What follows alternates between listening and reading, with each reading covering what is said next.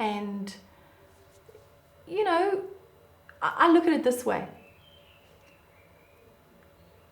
If you're in a car and you're driving over a pothole, a little let's say a little pothole. Yes, you're going to feel your wheels are going to be a little bit affected, maybe.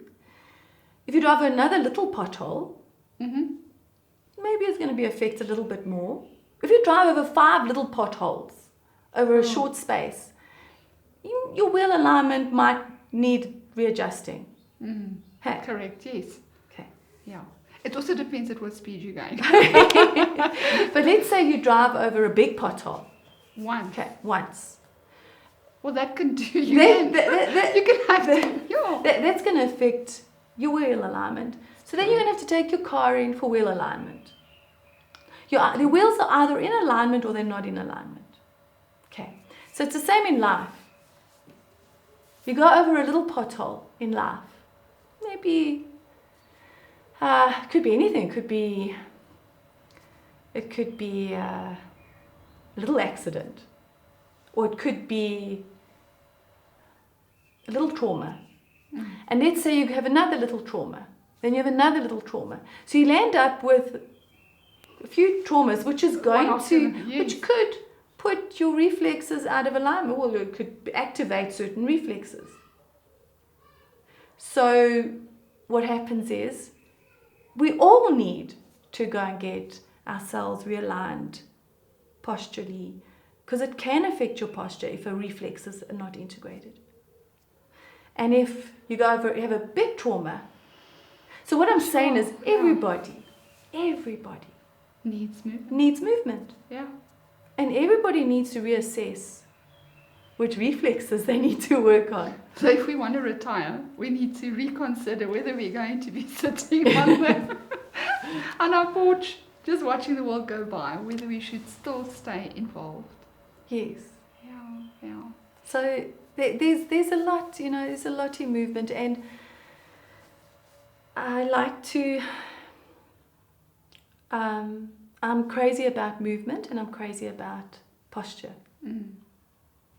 Because I can see how posture affects your life.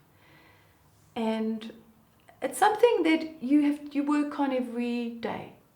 Yes. You've never arrived. You can never say, I've got a great posture, I've arrived. You can't say that. You'll always be working on it. You'll always be working on it. That's why movement is so important. And always remember, when you move, whatever movement you're doing, whether you're dancing, whether you're doing karate, whether you're swimming, aqua aerobics, Pilates, my best, Pilates, whatever you're doing, you are having an effect on your brain. You're integrating your brain, which is so important, more important than what you look like on the physical. And your brain, your nervous system, your brain is all over your body. For me, this is the brain, and it goes throughout the body. That's how I see it. And you can achieve so much just through movement. You achieve it, so you grow in muscles, you tone in your body, great, you're looking good. Maybe you'll make that bikini that you're going to get into.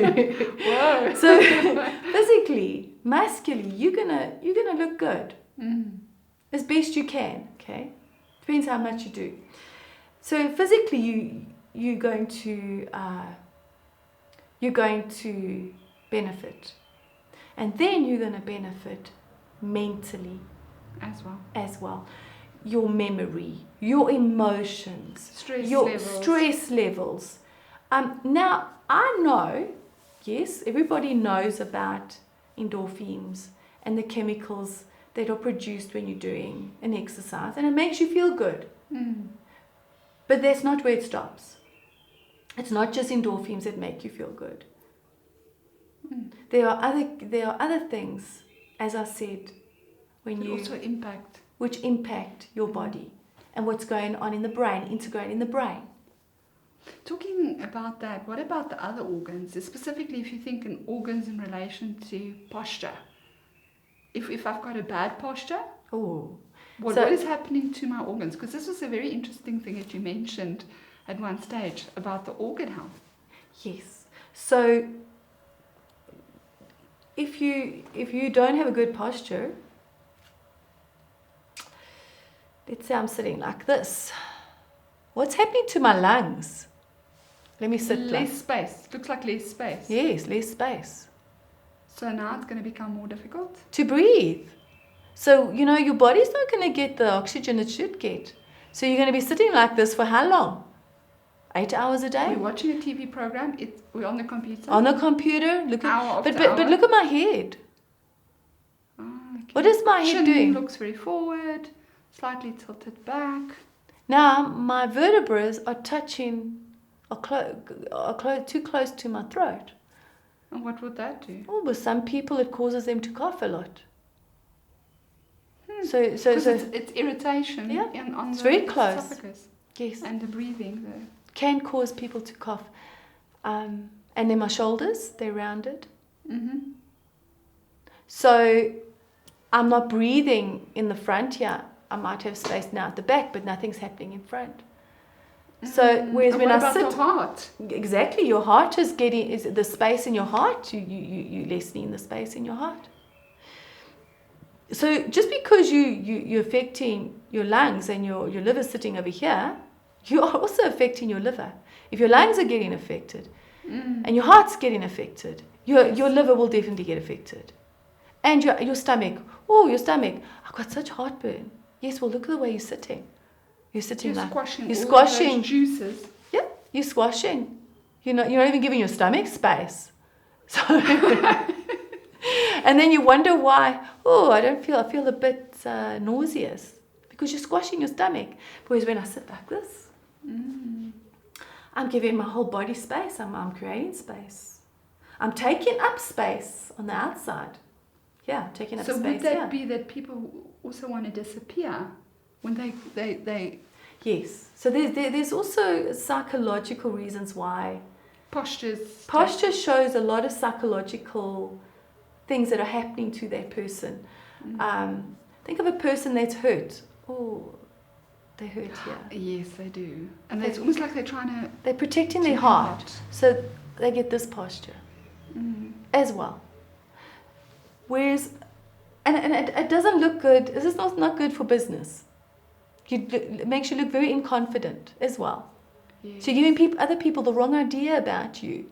Whereas when you sit, when you are claiming your space around you for your organs, you have more space for your organs. You can breathe better. Can articulate better because yes, you can articulate better, and you look more confident. So it attracts business. So I just thought I'd put that in. It attracts business. And just to mention a little bit about the importance of the solar plexus. Oh, yes. Because the moment you bent forward, I realized, well, if the lungs are not expanding, there's no movement in the solar plexus. No movement. So what is the benefit of the solar plexus? Because most people think, oh, well, the solar plexus is just a membrane or a barrier, if I may call it that. I don't know what the anatomy is. To keep the digestive tract one side and the lungs above. But is there more to the solar plexus than just separation? So when I'm hunched forward, okay, my solar plexus can't really move. Yeah. Because so I'm breathing properly. No, I'm not breathing properly. So I'm going to be breathing very shallow, which is going to tell my brain something's wrong. So if my solar plexus doesn't move, it's going to tell my brain something is. I've got to get out of here. I'm in danger. Whereas when I'm sitting up, my solar plexus can move. And so that tells my brain, you know what? Everything's great. Everything's enough fine. Oxygen. Yep. Things are in place. Everything's going the way it should. So there's a lot in it, and that's why. You think of somebody who smokes. They start for different reasons.